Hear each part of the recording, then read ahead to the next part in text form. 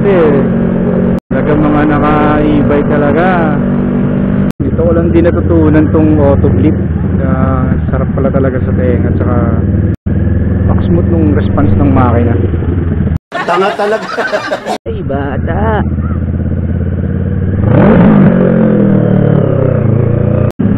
Gaano kaya ang abuti ng full tank ng NK650 at gaano kahaba ang matatakbo nito?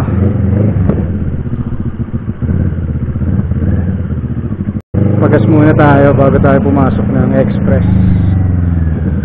Hindi tayo mabitin. Yan. Gaano kaya ang aabutin?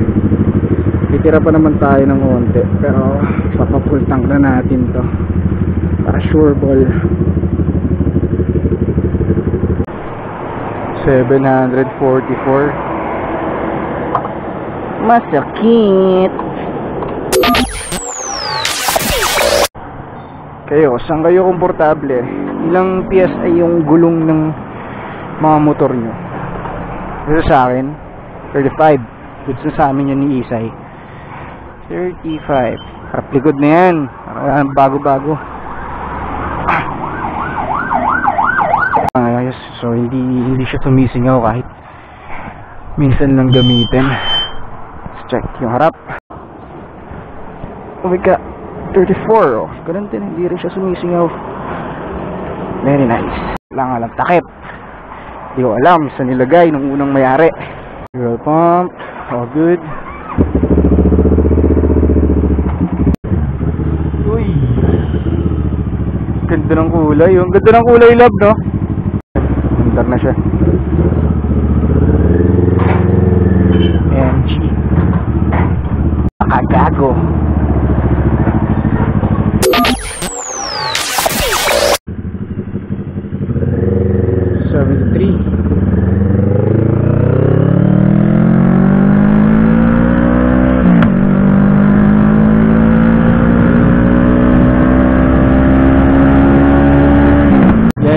Cavite, pamilagay nyo sa lugar na yan, yung pinadaanan nila. Kung di ako nagkakamali sa lugar, sa may crossing yan ng Sapote, magmumula Riverside, isang labas mo sa may malapit na sa Pitex. Dati dyan lang ako nadaan. Kaya solid ang experience na to. Hawak nga po pala ako ng big bike, is December lang.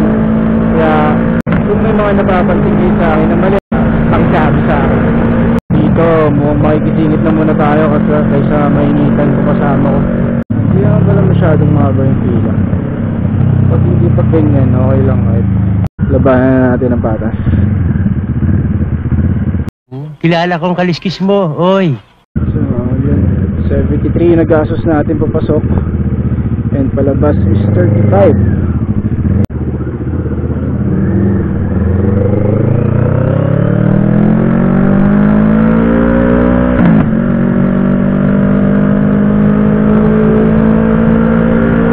Maasahan mo dito sa NK650 and NK400 din naman.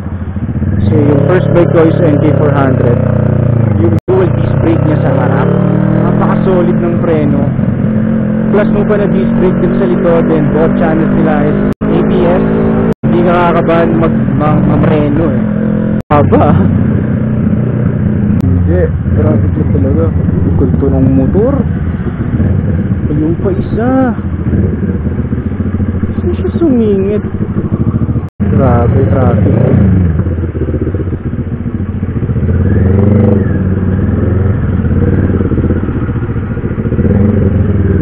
Advantage na. Dire-diretso lang. Pero sarap din sa kotse ng ganyan traffic kasi naka-aircon ka eh. Well, unless sira yung aircon, di ba? Connect na tayo ng Skyway. So, it's a road trip to ah.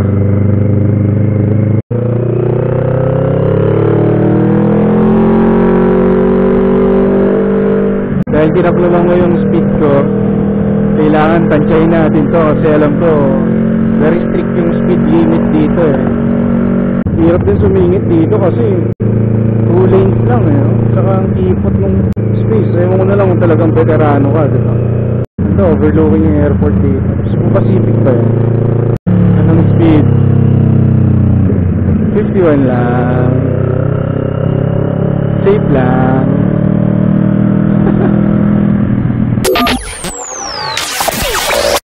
Yan, kung napapansin nyo, napakababa ng auto ko. 43 pa lang natatakbo. That is because pinalitan namin yung panel gauge. This panel gauge is bought from Motostrada, Caloocan. And ina-legitimate ko rin naman yung last auto, which is 4-1, yung huling tigil niya. Malikot ang kamay eh. Gusto ko tanggalin yung sunburn. Ang kaso, nabasag. Tanga talaga. Well, charge to experience na lang, higa nga, diba? Saka yung mga nagsasabi na mabigat yung NK, sa una lang yan. Para sa akin, okay na okay ito. First big bike yung NK na model ng CF Moto. So, yun. Couple of days. Actually, yung 400, ilang araw lang na-outgrow ko na agad yung 400. Kaya, medyo confident ako nung bumili ako ng 650. Sana soon, makahawak naman tayo ng 1,000cc, diba? Grabe, siguradong walang niya uminom ng gasolina yun pag ganun. Sana umulan, kung hindi, magkakatotoo yung sinabi ni Kyle na magdala kayo ng kapote.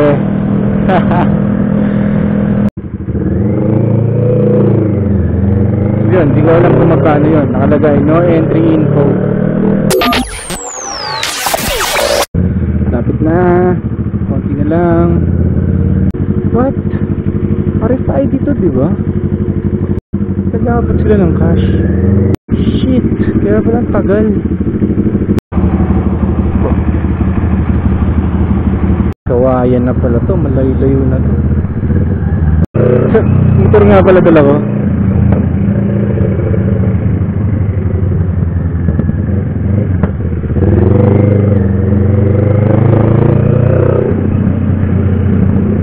May patuka ng manok dito ah. Solid. Long ride. Actually itong motor na to, taga dito talaga to sa Bulacan. Ito namin to kinuha ni kuya ko. Sinakay namin siya sa L3 papuntang Cavite sa Noveleta. Transformers pala to. Nakot pa tayo ng ulan. Okay na yung ganyan lang, huwag ka nalalakas ha.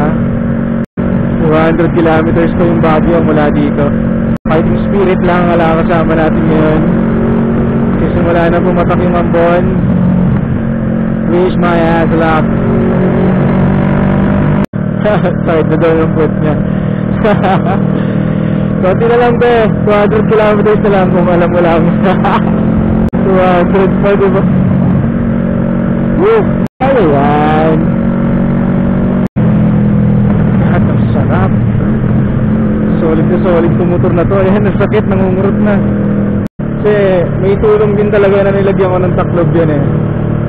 Nakikisilip kasi yan kung gaano na mabilis yung takbo. Tapos pag nakita niya na hindi na siya komportable sa takbo. Oh no! Grabe, may bato dun sa gitna. Delikado yun. Kanina, bato. Ngayon naman ganito. Hindi ka rin talaga para makapagpakampante kahit nasa expressway ka eh, no? Stop over muna tayo kasi sakit na daw yung foot. Linaw talaga ng mata nito. Nakikita mo ba din yun?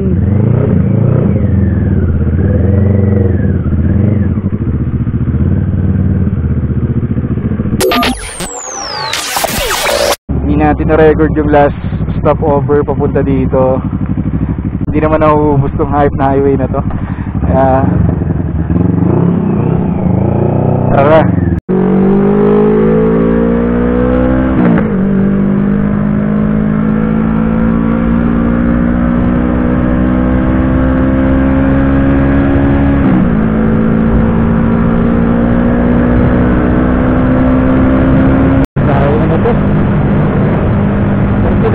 Kanina from Manila, from dito parang nasa kalagitnaan pa lang tayo papuntang Baguio. Daming tubo dito. Ayan, pag suka ka na sa kapitbahay mo, doon ka tumira. Ganyan. Kahit nag-video okay ka, gawalas stress.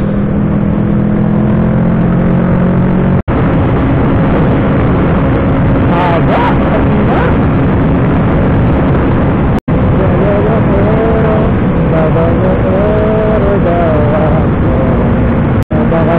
sa bagot, ang haba nito. Hindi na nabansin yung gas natin, wala na pala tayong gas. Parang may naamoy ako hindi maganda. So ride muna. Masagad natin ito hanggang Baguio. Nakakarating ba ang isang full tank from Cavite to Baguio? Walang baraan para malaman. Ayun na, hinihintay na ata tayo nung patrol. Here.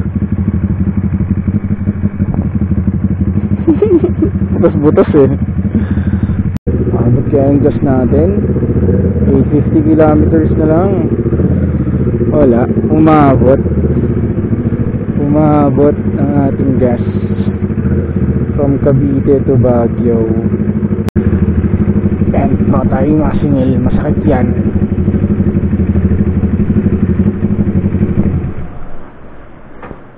Ay, kang ganyan. Power off.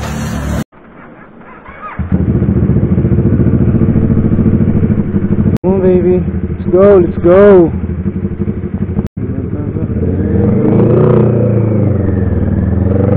Woo! Checkpoint. Umabot, diba? Ha! Tanong tayo muna bago natin sumunod. Kasi parang may napanood ako na barado daw dito sa Cannon Road. Yan na lang sa clean fuel. Ma'am, excuse, pwede magtanong? Open na ba yung daan dito sa Opo. Thank you. Yun, open na daw. Open na daw yung daan dyan. Hinila na ako. Ikaw na magpapaga sa akin? 390. Buti nga nakalabas pa kami ng expressway eh. Okay, okay.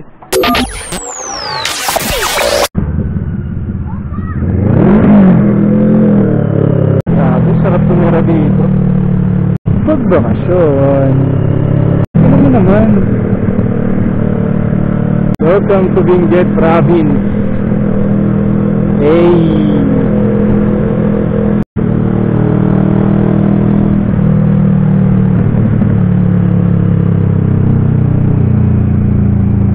Nakatanggal ng pagod. Wow! Landslide! Ang dulas ng daanan dito. Daan-daan lang tayo.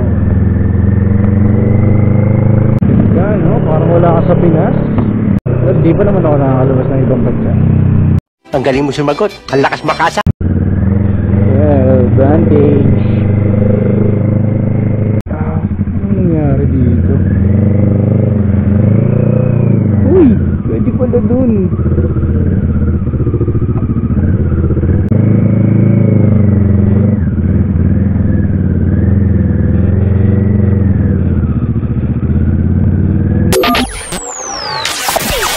Hindi ko nabanggit, hindi rin umabot yung battery ng camera. Dito yung pinagstayan namin overnight. Ganda ng view, diba? Yes sir, pwede ba kami tumawid pa kabila? Tawal po eh, ang gawin pa po yung paris. Ah, ganun ba? Kasi yun yung parking namin sa kabila eh. Rentay na lang po. Okay, okay.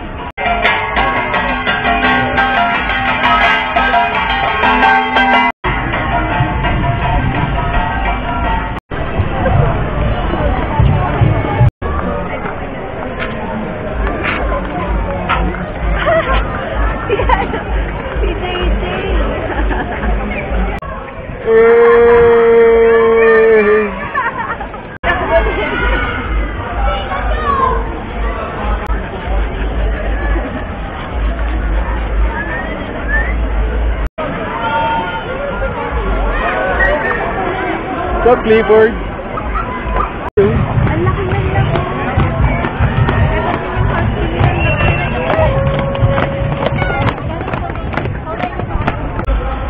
Hi. Ang cute. Uy. Cute. Uy, si Leslie oh. Yes, go. So isayin na natin to. Medyo tricky lang yung kalsada ngayon dito kasi una sa lahat hindi tayo pamilyar and may mga parade, so mga close na daan. Sarap dito kahit alas 11 hindi nakakapaso yung init eh. Tsaka isa pang advantage pag nagpunta ka dito ng nakamotor ka, get all the options para puntahan yung mga lugar na gusto mo. Medyo limited lang din sa amin kasi syempre budget. Yung iba kasi gaya nung highest point, yung highest point na lugar dito medyo malayo, ganda pa naman sana doon sa achievement yan. Kaso ang layo niya, bit tayo sa gas. Next time. Ito kalagitnaan ng race na to, mag-aaway pa kami nito. Bastahan na. Parang may problema ka. Iba ang Baguio talaga. Itong ba na to, taga Manila to sigurado. Galing eh. Solid downhill yun, no?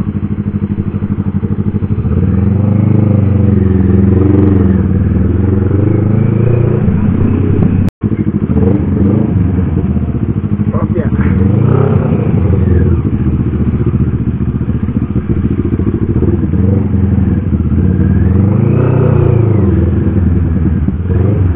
Singit-singit lang.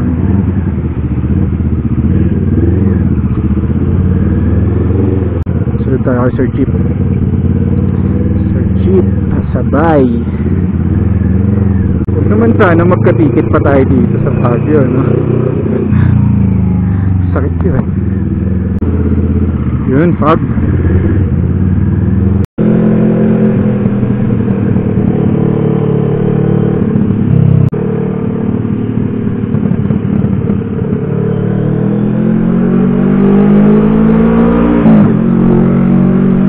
Last ng trip, no? Pinturahan nyo yung bahay nyo ng ganyan.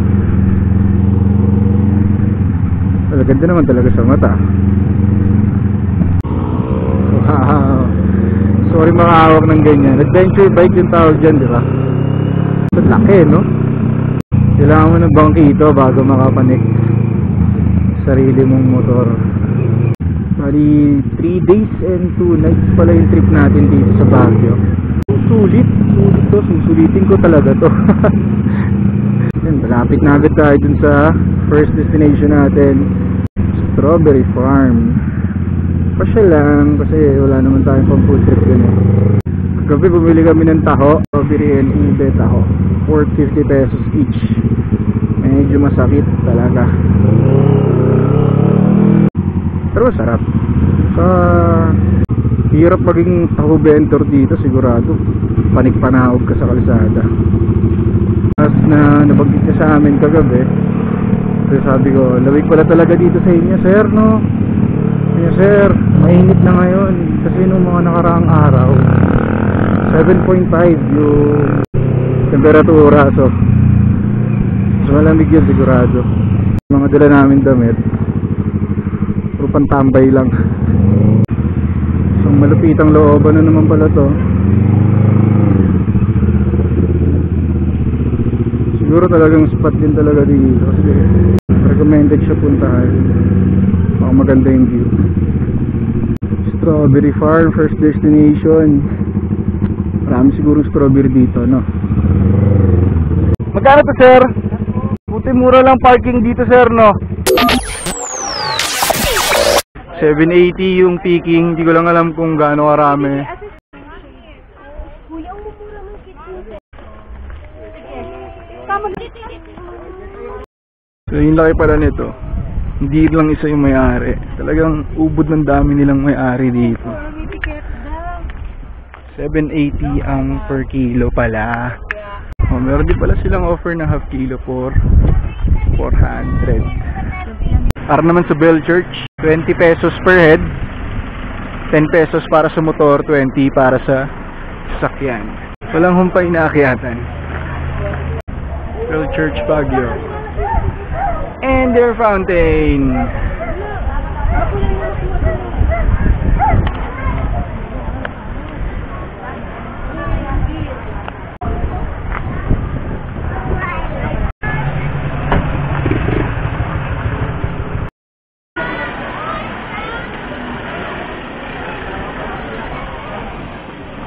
Sige lang po. Hi kami.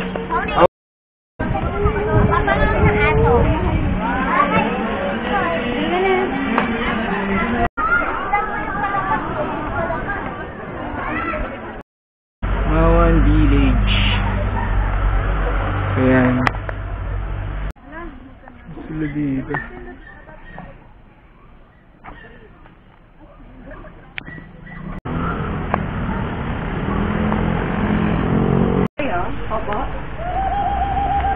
Ano yung hawak mo? Wala sa itsura.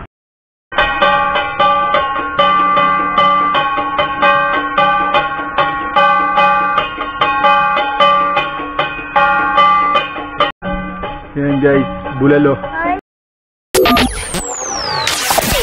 Yun. Igorot Stone Park. Sulit. Kaso nga lang, kulang sila sa mga railings in terms of safety, lalo na pag may batang malikot. So overall, napakaganda ng pagkakagawa nila doon. Marami na tayo napuntahan. Strawberry Farm, colorful na bahay, Bells Tower, village na nauna bago yung Igorot Stone Castle, and yeah, pati kagabi. Ito pa rin yung gas natin. Medyo nakurap-kurap na siya, yes. Pero mapalag tayo.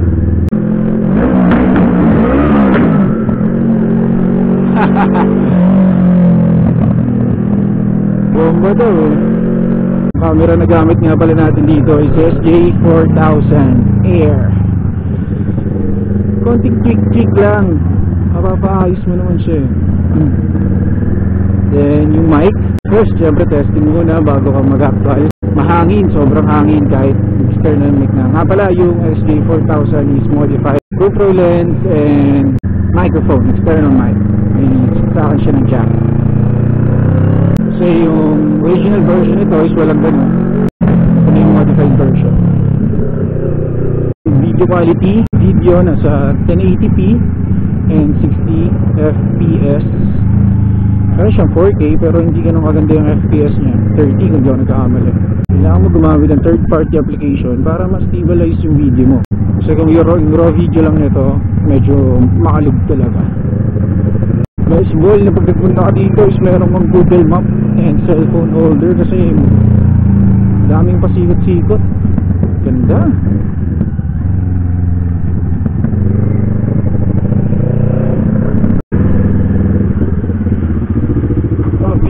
Hindi ka na ako ron, ang lalim nun. Kasi merong liguan doon sa kabila, hindi ka doon lumiko eh. Gusto mo mamaya na 45? Lumusot yung pa ako doon. Sigurado, semplang tayo. Swerte pa din. Mga pala yung pupuntahan natin ngayon is Samgyup na nakita ni Isay. Break time muna. Time check is 1 of the 2 PM actually. Late na rin kasi yung breakfast kaya brunch ba tawag. Ito kasama na merienda to. Tipid gaming lang, Buki yan, di ba? Masarap. Makakahawak din tayo niyan. Medyo mahal kasi yan. Yung 400 na kategory niya. Taas ng seating position niya, no? Ganda ng shocks sa harap, inverted. Pwede ba tayo pumasok dito? Pwede. So yan.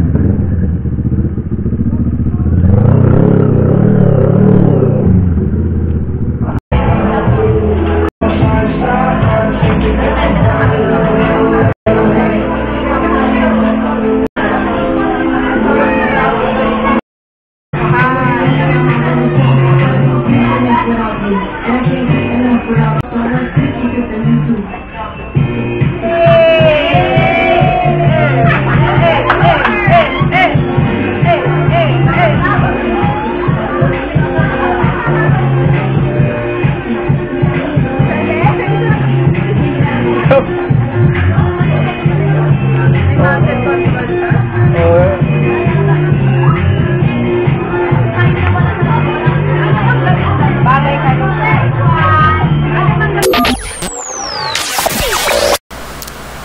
Tungkol naman dito sa Diplomat Hotel, nawala yung audio ng camera sa di malamang dahilan.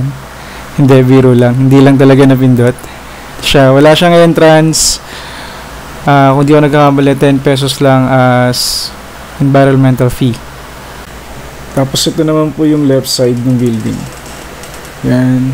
Hoping talaga ako makakita ng multo dito para meron akong pang entry sa Jessica So November 2020 Halloween Special. Sayang din yun, di ba? Pero ito kung saan papunta? Pag ikakaliwa niyan, kanan takbo mo. Baliktad. Pag ikakaliwa, anong takbo? What? Tagarin natin ito, papunta dun sa dulo. Kasi nakakapagod. Rico, panakit tong bangkang to. Nagbayad ka na, pagod ka pa. Pungguin natin. Sabi natin di sinasadya. Sorry po, di sinasadya. Uy, saan ba ako? Parang wala. Parang walang sinukli sa'yo. Hindi nga. Akin na! Akin na! Kala ko pa naman. Pitik na tayo. Ako na lang papadyak para di ka mapagod. Morning. Sinipon na ako dito Ano yung masaklap na part? Kasi uwian time na to. Kaya naman pwede magbakasyon dahil hindi ka naman narak ng akin ng Saudi, di ba? Kita. Kung 390 pesos na pinagas natin kahapon, dagdag pa tayo ng 200. Marami-rami talaga tayong nagalaan. Pagkas tayo ulit ng full tank bago tayo pumasok sa expressway. Hindi ko nalikuan yung unang lilikuan, so ikot agad. 6:40 ng umaga. Tingnan natin kung anong oras tayo makauwi. Painitin muna natin yung gulong natin bago tayo magwas-was dito.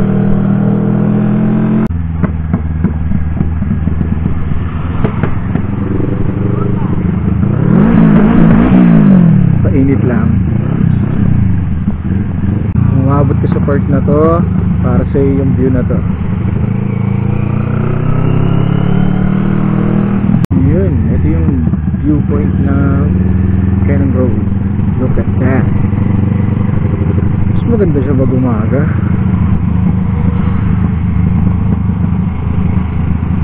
Yun.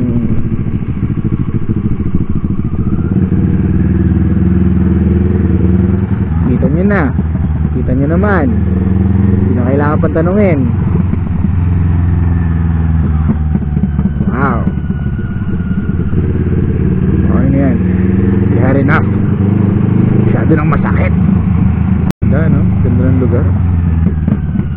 Nakatakot lang dito siguro pag gano'n. May bundol. Kami nagbabike, no? Ibang hilig din talaga yan. Kahit nakakapagod. Eh, kapag hilig mo naman, hindi ka naman agad-agad mapapagod eh. Masarap gawin yung hilig.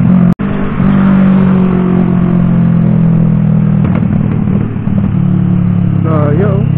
Kabisado niya na yung daan dito. Ingat po. Aggressive braking lang talaga. Pag nagpanic ka sa mga cornering. Bago lang ako sa pagmamaneho ng big bike, pero siyempre do your research. Kasi life and death situation yan. Sana kung nag-send lang ka, motor lang ang mag-disgrasya. Hindi ka naman pwede kumuha sa palengke ng pamalit sa mga wala sa'yo. Doble ingat.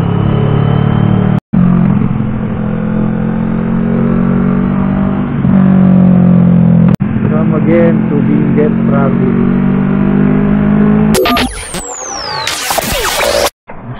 Tangkay natin ngayon 891 siya. Stop over muna kami bago tumuloy. Nagugutom na kasi yung alaga ng dragon. Kaway ka muna. Gusto ko na lang makita is thank you for using T-Flex. Let's go!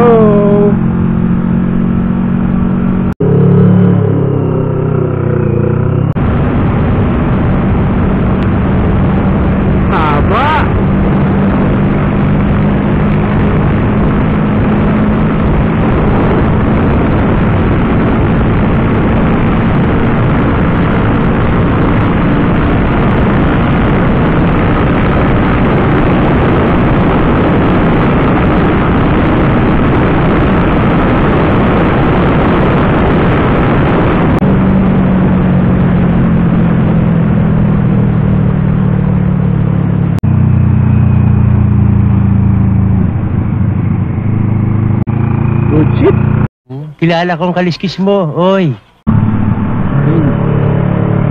Sabi, no? Solid yun. Stop over pa eh, malapit na tayo. 65 kilometers na lang yan, mamanihin na lang natin yan. Papuntang Skyway pa nga lang. Haba nito. Short break dahil masakit na daw ang puwet ng ating OBRD. What's OBRD? Official Backride Dragon. Syempre. Grabe, no? Laki ng gulong. Tama lang tayo sa kanila. Para kanyari group ride. Lahat lang kasama eh. Di pa ako nakakasama tumambay sa Southland Bike Club. Yes, meron ganun sa Cavite. Meron kami GC. Just in case taga-South ka, comment ka o PM ka sa akin. Sali kita doon. Kahit hindi pa ako yung active member nila. Welcome po lahat. Katuwa, ang dami nila. Sana lahat ng mga tropa ko magkaroon nito. Sigurado yung tigang galang gagawin namin.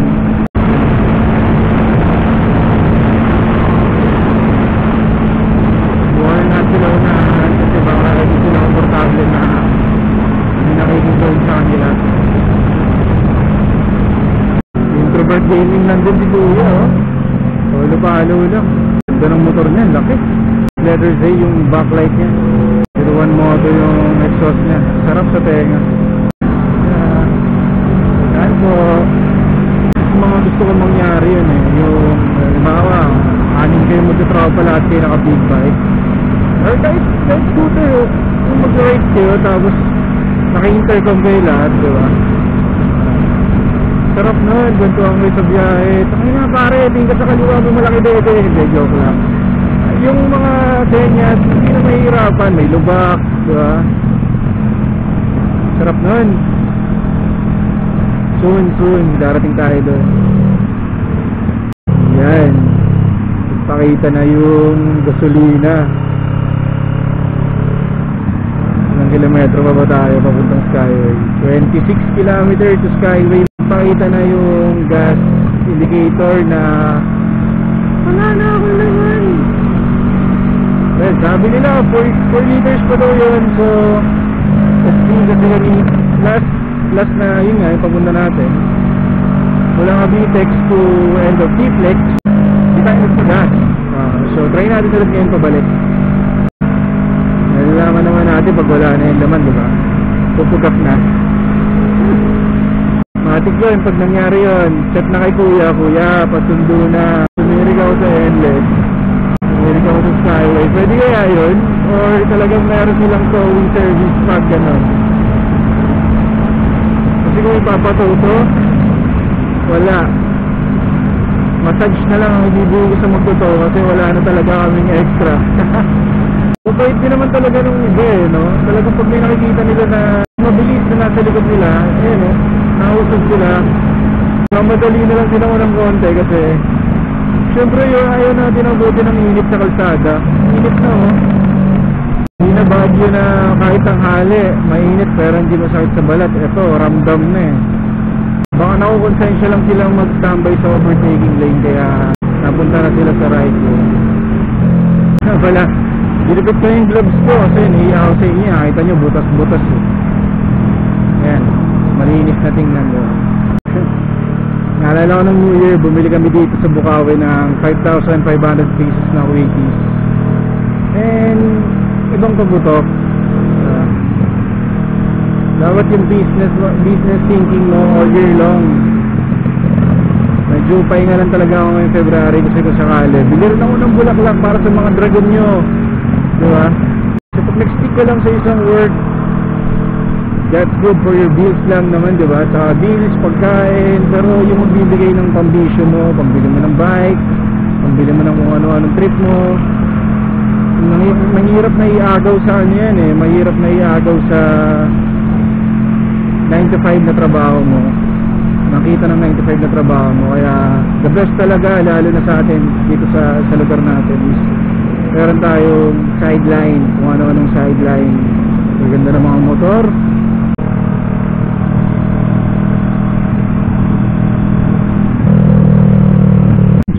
gamitin pang gala, oh. Adventure type.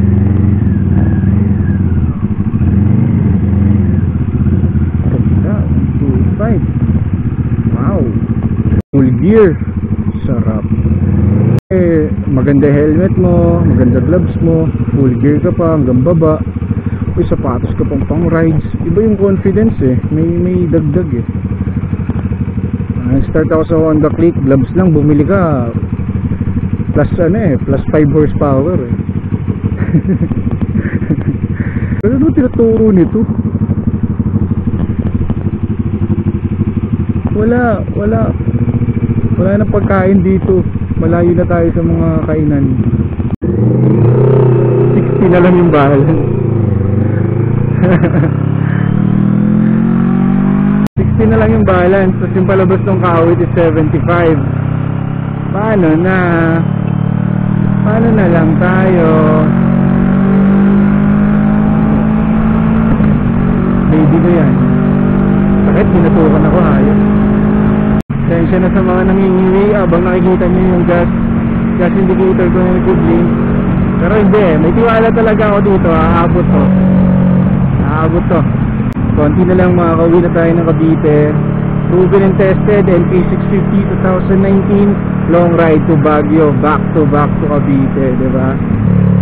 Solid. Siyempre, kinalagala pa rin sa Baguio to. Talagang, hindi mo rin talaga para masabi na China bike. China bike, yes, pero may napanood akong video tungkol dito, hindi specifically sa motorsiklo, kasi syempre lagi natin tinitira kapag made in China, mahina yung quality, di ba?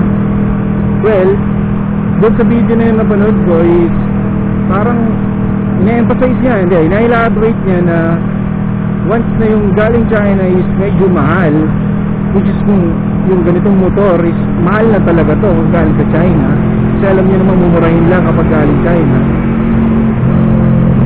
The higher the price, the higher the quality, diba? Kasi maraming galing China na mababa yung price. Yun yung nakikita natin na tirain, yung mga ganon, mga bagay sa bahay. Pero pagdating dito, I could say gandang klase siya talaga. Hindi dahil sa minamarket ko itong motor, oo, binibenta ko to, yes, pero yun yung masasabi ko. Kasi kung sirain to, hindi ako makakabalik ng Cavite. O wala pa naman tayo sa Cavite, mapapatunayan natin mamaya. Pero yan, tingnan na lang muna natin kasi sabi nga nila huwag ka mag-celebrate ng maaga kasi baka mamaya pagpanik mo ng Skyway umusok ka na, di ba? Update ko kayo hanggang sa bahay na tayo. Pero yan, tuloy-tuloy ko pa rin itong video as long as hindi pa nalilobot yung camera natin. Sana nga ngayon habang nagsasalita ako hindi pa siya lowbat para hindi naman sayang yung laway ko. Tara, yun, may tagahawi na ng kalsada. So sama na muna tayo dito sa kanila kasi sa traffic na itong lugar na to eh. Ito, makastock lang ng mga flare. Tahimik lang eh, pero sigurado mas malakas yung hata kasi pag nakastock eh. Sanay na si kuya mag-drive. Hi kuya, nahanap niya yung mga kasama niya. Nawala na yung mga kasama ko ah.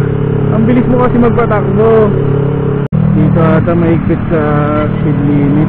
Pero syempre waswasero tayo. Tego ko lang. Ito tayong extra pagkahuli. Kung togi na lang tayo dito, uwian eh. Safe lane na lang, parang uhulog ko na lang ng last ball. Nakikita ko na mga building ng Maynila. Malapit na tayo. Ano gamit nila dito? Auto Swift, meron pa tayo nito.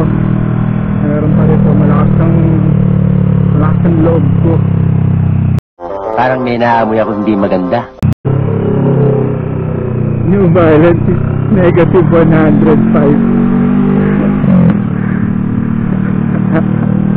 Paano ba tayo lalabas dito ngayon?